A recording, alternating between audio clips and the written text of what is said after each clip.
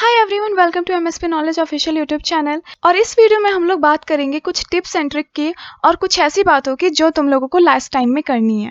ये एक revision checklist type का वीडियो होने वाला है। तो मैं इस वीडियो में बताऊंगी कि कैसे तुम लोग पिछले 2 दिनों में जो भी पढ़े हो उसको बाइंड अप कर सकते हो, कैसे एक और फाइनल रिवीजन कर सकते हो।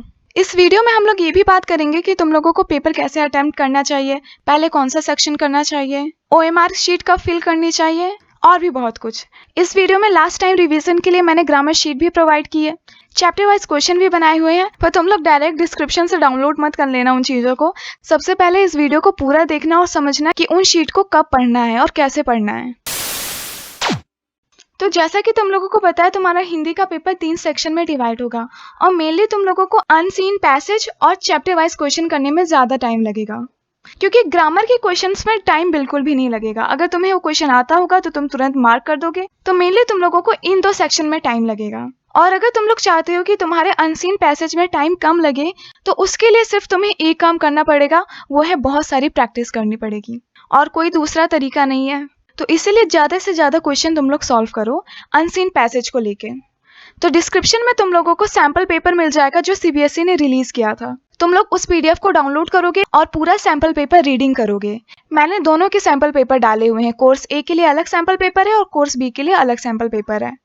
तो तुम लोग अपने कोर्स के अकॉर्डिंग डाउनलोड कर लेना। तो सबसे पहले तुम लोग पूरा सैम्पल पेपर अच्छे से रीडिंग मारोगे। उस सैम्पल पेपर में क्वेश्चन लिखा हुआ है, उसके जस्ट नीचे उसका आंसर है, जिससे कि तुम्हारा टाइम वेस्ट कम होगा। तो जब तुम पूरा सैम्पल पेपर का रीडिंग मार लोगे तो तुम्हें एक ब्रीफ आइडिया मिल जाएगा कि क्वेश्चन कैसे आने वाले हैं। और ये सीबीएसई ने रिलीज किया था सैम्पल पेपर, तो ऑलमोस्ट ऐसे ही क्वेश्चन आएंगे और कुछ क्वेश्चन तो रिपीट भी हो सकते हैं। तो ये सैम्पल पेपर सॉल्व करना बहुत ज़रूरी है, इसको मत भूलना। और दूसरी बात कि डिस्क्रिप्शन में तुम लोगों को एक और सैम्पल पेपर मिल जाएगा जो कि तुम्हें सॉल्व करने हैं।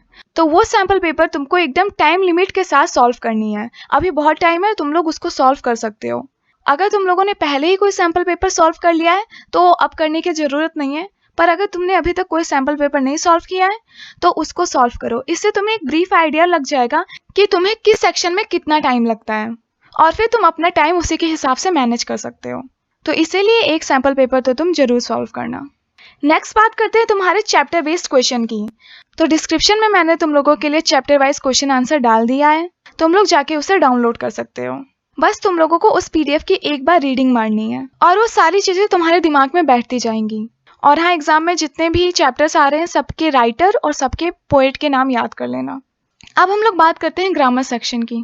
तो ग्रामर में जितने भी टॉपिक्स आ रहे हैं मैंने तुम लोगों को नोट्स पहले ही प्रोवाइड कर दिए हैं, अब बारी है उनके क्वेश्चन सॉल्व करने की। तो मैंने तुम लोगों के लिए एक 1 शॉट ग्रामर का पीडीएफ बना रखा है, तुम लोग डिस्क्रिप्शन से जाके डाउनलोड कर सकते हो। और उसके हर एक क्वेश्चन के आंसर को मैंने मार्क कर रखा है, जिससे कि तुम्हें बस उसकी एक रीडिंग मारनी है, उसको सॉल्व करने पे मत बैठना, उसमें बहुत टाइम लगेगा।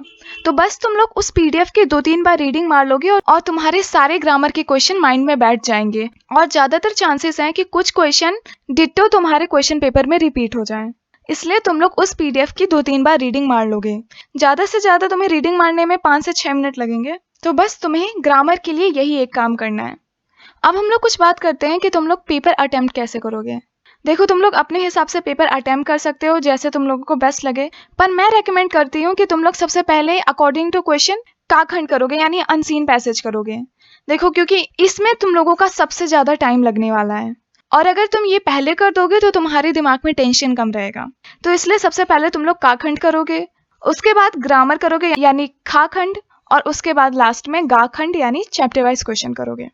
सेम यही सीक्वेंस फॉलो करना है, ये सबसे बेस्ट सीक्वेंस है पेपर सॉल्व करने का। और हर एक सेक्शन करने के बाद तुम लोग ओएमआर शीट फिल करोगे। अब तुम लोगों को ओएमआर शीट कैसे भरनी है, कभी भी बबलिंग लास्ट के लिए नहीं रखोगे। देखो, जब भी तुम लोग कोई सेक्शन सॉल्व कर रहे हो तुम अपने क्वेश्चन पेपर में ही टिक करते जाओगे और जैसे ही तुम्हारा पूरा सेक्शन कंप्लीट हो जाएगा उसको बबल कर लोगे।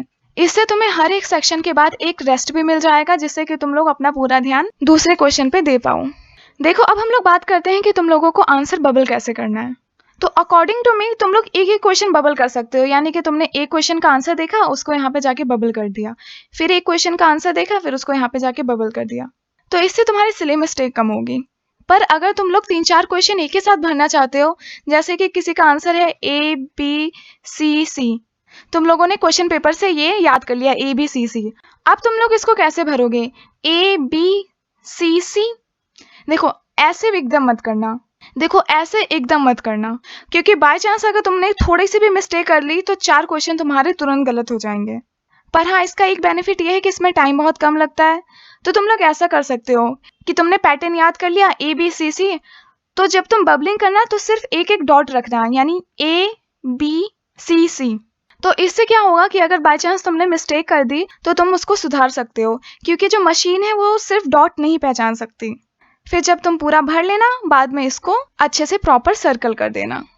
तो तुम लोग ये भी फॉलो कर सकते हो, या फिर तुम लोग 1 बाय 1 क्वेश्चन भी कर सकते हो। दोनों में से जो तुम्हें ठीक लगे वो कर सकते हो। और ये तुम्हें पता कैसे चलेगा कि तुम्हारे लिए कौन सा बेस्ट रहेगा? तो तुम लोग बहुत सारे सैम्पल पेपर दो और OMR शीट फिल करो। इससे तुम्हें पता चल जाएगा कि कौन सा मेथड तुम्हारे लिए बेस्ट रहेगा।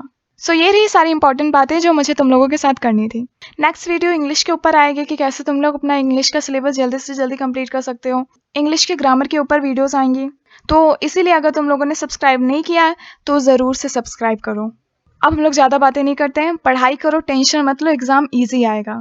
बस तुम लोग सिली मिस्टेक मत करना, क्वेश्चन को 2 बार रीडिंग करना, क्वेश्चन पढ़ने में मिस्टेक बिल्कुल मत करना, क्वेश्चन एकदम ध्यान से पढ़ना, वरना कभी कभी लोग क्वेश्चन ही गलत पढ़ते हैं और उसका आंसर फिर तो गलत निकलेगा ही। सो इस वीडियो में बस इतना ही। Thanks for watching.